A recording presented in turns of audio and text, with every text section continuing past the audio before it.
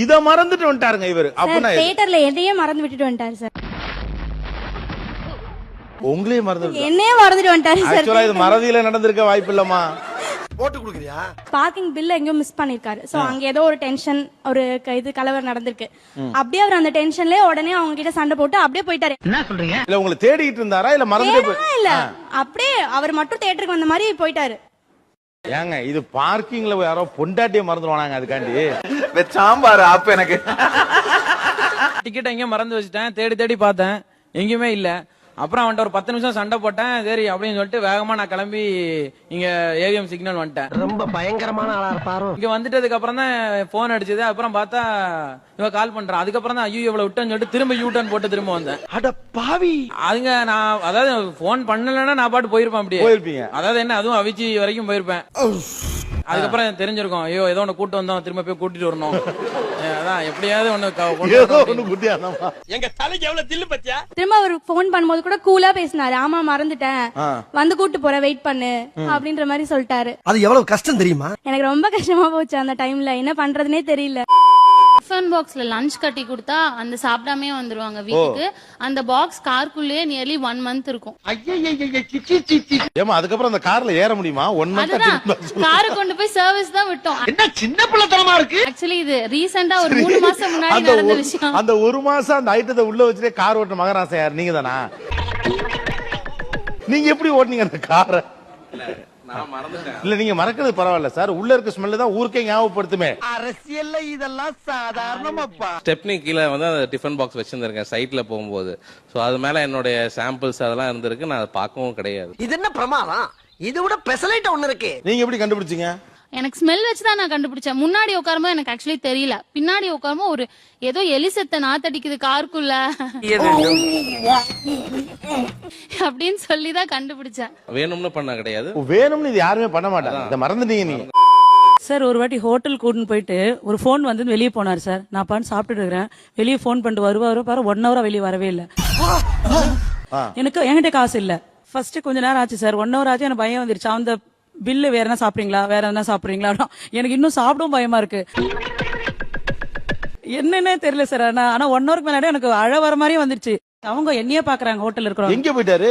சொல்லு, நீதான் தைரியமான ஆளத்தை சொல்லு. அம்மா போன் பண்ணியிருந்தாங்க சார். போன் பண்ணி அக்கா பையன் குழந்தைக்கு டீ கையில ஊத்திச்சுட்டு போன் பண்ணால அந்த டென்ஷன்ல அது ஹாஸ்பிட்டலுக்கு அங்க கூட்டு போய் இங்க கூட்டு போயிட்டு கடைசியா இவங்களை மறந்துட்டு ஹாஸ்பிட்டல் கூட்டு போயிட்டு அங்க விட்டுட்டு பேர் தான் ஞாபகம் வருது. அதுக்கப்புறமா வந்து நீங்க அங்க இருந்து ஹாஸ்பிட்டலுக்கே போயிட்டேன் சார். ஆமா. அட பாவி. உங்களுக்கு எப்ப ஞாபகம் வந்தது?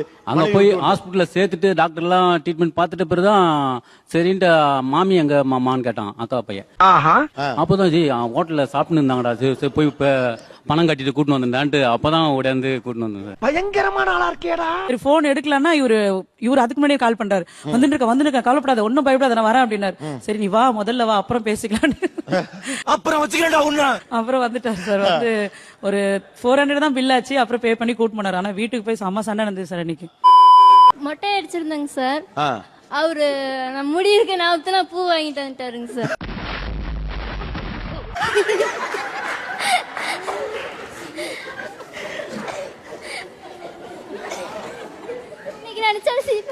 நம்ம யார் வம்புக்கும் போறது இல்ல, யார் தும்புக்கும் போறது இல்ல. நம்ம உண்டு, நம்ம சோழி உண்டுன்னு போயிடுறது. இல்ல வழக்கமா எப்போதுமே பூ வாங்கிட்டு வருவாரா? வாங்கிட்டு வர மாட்டாரு சார். கேட்டா கூட நான் மறந்துட்டேன் அப்படிம்பாரு சார். அந்த மனுஷன் என்னைக்கு ஒரு நாள் ஞாபகமா பூ வாங்கிட்டு வந்திருக்காரு. ஆனா உண்மையிலேயே ஒரு கொடூரமான மறந்தீங்க. ராஜதந்திரங்கள் அனைத்தும் வீணாகிவிட்டதே. எங்க இருக்காரு? என்ன தேர்றாங்க? சரி பூ வாங்கிட்டு நீங்க போறீங்க, உள்ள என்ட்ரு ஆறீங்க, பார்த்தா மனைவிக்கு வந்து மொட்டை எடுத்திருந்தாங்க. வாசம் பண்ணிட்டு போகும்போது ஐயோ மொட்டை அடிச்சுட்டாங்க. இதெல்லாம் நம்புற மாதிரி அங்க இருக்குது. எப்படி சமாளிச்சீங்க? அப்புறம் என்ன பண்ணீங்க? அத வேற ஞாபகப்படுத்திட்டீங்க. தெரியாத மனுஷங்க. டெய்லி காலையில பல் தேய்க்கிற பிரஷ் சார் மாத்தி தான் என்னோட பிரஷ் எடுத்து தான் தேய்க்கிறது. Daily sir. இது என்ன பிரமாதம்? இது விட பெசலைட் ஒண்ணு இருக்கு. மாத்தி குழந்தைங்களுக்கு குட்டியா இருக்கும், எங்களுக்கு ரெண்டும் ஒரே சைஸா இருக்கும். அப்படியா? என்ன அப்படியா? நான் ஏன் ஈரமா இருக்கு முன்னாடி தேய்ச்சிருவாரு, ஏன் ஈரமா இருக்கு அப்படின்னு பார்த்தா அவர் எடுத்து தெரியாது. பெரும்பாலும் இந்த டூத் பிரஷ் 2 கலர்ல தானே பேக் போட்டு விப்பாங்க. சிவப்பு எந்த ப்ளூ எந்த மாத்திப்பார்.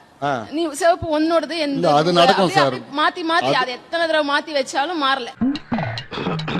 நிறைய பேர் அப்படித்தாம்மா, நானும் கூட இதே பிரச்சனையில தான்மா சிக்கி இருக்கிறேன். ஐயோ ஐயோ, அதுதான் கேட்டேன், எனக்கு மட்டும்தான் மறக்குதோ நினைச்சேன். தெய்வமே, அரசியல்ல இதெல்லாம் சாதாரணமாப்பா. இது மாதிரி எவ்வளவு பேரு அந்த 2 பிரஷ் ஒரே இடத்துல இருக்கும், ஆனா மனைவி பிரஷ் எடுத்து பல் விளக்கி போறவங்க எவ்வளவு பேர்? யாரா இருந்தாலும் தைரியமா சொல்ல பாருங்க. நைட்டை சொல்லிட்டு படுப்பா, இந்த மாதிரி ப்ளூ உங்களுது இது நம்மளுது அப்படின்னு சொல்லி நைட்டு வேற நைட்டை சொல்லிட்டு படுப்பா. என்னைக்காவது நம்ம இந்த மாதிரி திருப்பி எடுத்து தேய்ச்சிடக்கூடாது அப்படின்ட்டு மாத்தி தேய்ச்சிட்டா எப்பவும் போல அது நடக்கிறது தான். இதுக்கு எதுக்குடா வெள்ளையங்கிலி மாலையா? இல்ல இது ஏன் கலர் தான், இல்ல அது ஓன் கலர் தான் அப்படின்னு சொல்லிட்டு அதுக்கப்புறம் எப்படா இதை ப்ரூவ் பண்றது அப்படின்னு சொல்லிட்டு இவன் என்ன பண்ணிருக்கான், பல் தேய்ச்சிருக்கும் போது என் ஃப்ரெண்ட் அங்க நின்று போட்டோ எடுத்திருந்தா கால்ல. அதுக்கப்புறம் அந்த போட்டோவை கண்டுபிடிச்சு 10 நாள் கழிச்சு அதை ஜூம் பண்ணி பின்னாடி பாரு, நீ இந்த கலர்ல தான் தேய்ச்சிட்டு இருக்க அப்படிங்கிறான். சாம்பார் அப்ப எனக்கு ஒருவேளை அன்பால எடுத்து தேய்க்கிறாங்களோ மனைவியினுடைய பிரஷ்? அன்பாலெல்லாம் இல்ல சார், அத போய் அன்பால தேய்ப்பாங்களா சார்? எங்க தலைக்கு எவ்வளவு தில்லு பத்தியா? ஏதாவது சாப்பிட இல்ல, ஏதாவது சாப்பாடு வாயில ஊட்டி விட்டோம் அப்படின்னா ஏதாவது தேய்ப்பாங்க. உன்னை காப்பாத்தணும்னு நினைச்சா கூட அது சொல்லல. நான் கேட்காத மாதிரி இருக்கல, அதே மாதிரி நீயும் கேட்டு கேட்காத மாதிரி. அத போய் எவனா எடுத்து தேய்ப்பானா சார்? ஒரு நாட்டுல இவ்வளவு ப்ராப்ளம் இருக்கு. ஒரு லவர்ஸ் டேக்கு அவங்களுக்கு சர்ப்ரைஸ் கிஃப்ட் ஒரு கிஃப்ட் வாங்கிட்டேன். வாங்கி பீரோல வச்சுட்டேன், கூட ரோஸ்லாம் வச்சு அழகா பீரோல வச்சேன். நைட்டு சொல்லலாம் போன் பண்ணி அப்படின்னு நினைச்சேன், ஆனா வாங்கி வச்சதை மறந்துட்டேன்.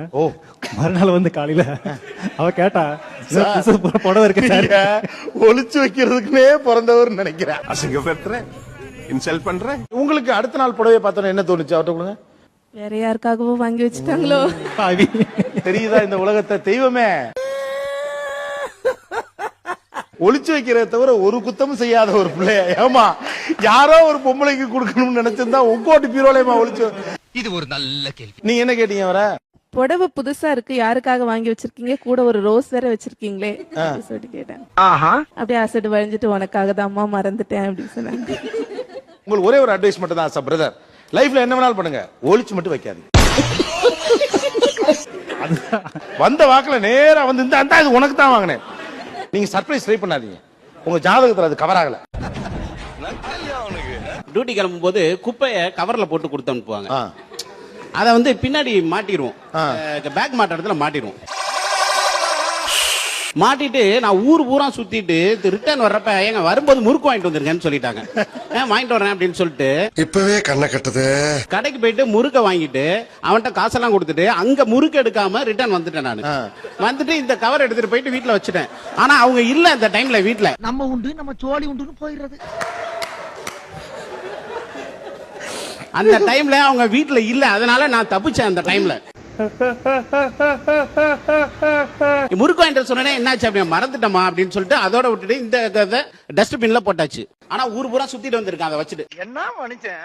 நாங்க 2 பேரும் வெளியே போனோம் அப்படின்னு சொல்லி பேசிட்டு இருந்தேன். அப்ப அவர் சொன்னாரு, எனக்கு ஒரு முக்கியமான வேலை இருக்கு, போட்டோ பிரிண்ட் போட்டுட்டு வந்துறேன், நம்ம 2 பேரும் போயிடலாம் அப்படின்னு சொன்னாங்க. நீங்க கிளம்பி ரெடியா இருங்க. சரி, நான் கிளம்பி ரெடியா இருந்தேன். இவங்க கொஞ்ச நேரத்துல வந்தாச்சு. வந்தா வேற வண்டியில வந்திருக்காங்க. என்ன சொல்றீங்க? என்ன இது வேற வண்டியா இருக்கு, இது என்ன நம்ம வண்டி இல்லையே, நம்ம வண்டி என்னாச்சு, ஏன் இந்த வண்டி எடுத்துட்டு வந்திருக்கீங்க, புது வண்டியா இருக்கு அப்படின்னு கேட்டா, என்ன வண்டி மாறிட்டா அப்படின்னு பாக்குறாங்க. அப்பதான் அவங்களே வண்டியை பாக்குறாங்க. ஐயோ யார் வண்டினே தெரியல அப்படின்னு. அப்ப நான் சொன்னேன், எப்படி உங்கள்ட்ட சாவி வந்ததுன்னு சொன்னா, இவரோட சாவி அந்த வண்டிக்கு சேர்ந்திருக்கு. எனக்கு பயம் கொடுத்துட்டு, ஏன்னா 2 வீலர் காணலன்னா யாராவது உடனே கம்ப்ளைண்ட் பண்ணுவாங்க. சரி, நான் சொன்னேன், சரி நான் கிளம்பி தான் இருக்கேன், வாங்க எந்த இடத்துல இருந்து எடுத்தீங்களோ அதே இடத்துல நம்ம கொண்டு விட்டுறலாம் அப்படின்னு சொல்லிட்டு 2 பேருமே கிளம்பி போயிட்டோம். அங்க போனா வண்டியை காணோம். அப்படியே ஒரு கும்பல் நின்னுட்டு அந்த வண்டிக்கு சொந்தக்காரர் ஸ்டேஷன் போயிட்டாரு. என்ன சொல்றீங்க? என்ன கும்பல் அப்படின்னா, ஒருத்தர் வண்டியை காணோம் சார், ஒருத்தருடைய வண்டியை காணோம், எடுத்துட்டு போயிட்டு ஸ்டேஷன் கம்ப்ளைண்ட் கொடுக்க. அதுதான் ரொம்ப முக்கியம் சார். நான் தான் சார் அந்த வண்டி மாத்தி எடுத்துட்டேன் அப்படின்னு சொன்னோன்னே அப்புறம் அவங்க ஸ்டேஷனுக்கு அவருடைய நம்பருக்கு போன் பண்ணாங்க. அவங்க அங்க வந்தோன்னே அவர் எதுவுமே கேட்கல, உங்க சாவியை கொடுங்க அப்படின்னு கேட்டு அவருடைய வண்டியில போட்டு பாக்குறாரு. ஏன்னா நாங்க செய்தது உண்மையா பொய்யா அப்படின்ட்டு. ஏன்னா இவரை பார்த்தாலும் அப்படி தெரியல. அப்போ அது ரொம்ப எனக்கு தெரியலதான். ஆனா நான் போகலன்னு இவர் தர வாங்கிருப்பாரு. என்னைய வச்சு ஒன்னும் காமெடி கிமெடி பண்ணலையே. இல்ல ஆக்சுவலா அவங்க கூட வந்ததான் உண்மையிலேயே சூப்பர் ஐடியா. நீங்க தனியா மட்டும் போயிருந்தீங்கன்னா நிச்சயமா முதல்ல அடிச்சுட்டு தான் கேட்பாங்க. என்னப்பா சொல்ற? ஆமா கண்டிப்பா தப்பா கேட்பாங்க. ஏன்னா ஒரு குடும்பத்தோட மனைவியோட நீங்க வந்திருக்கிறப்ப ஒரு கரெக்டான ஆளு இவர் வந்து பைக்ல எடுத்துக்க மாட்டார், ஒரு இயல்பா ஒரு எண்ணம் வரும். Welcome everyone, please hit that subscribe button right down there and don't forget to support Govind Vlogs. Thank you.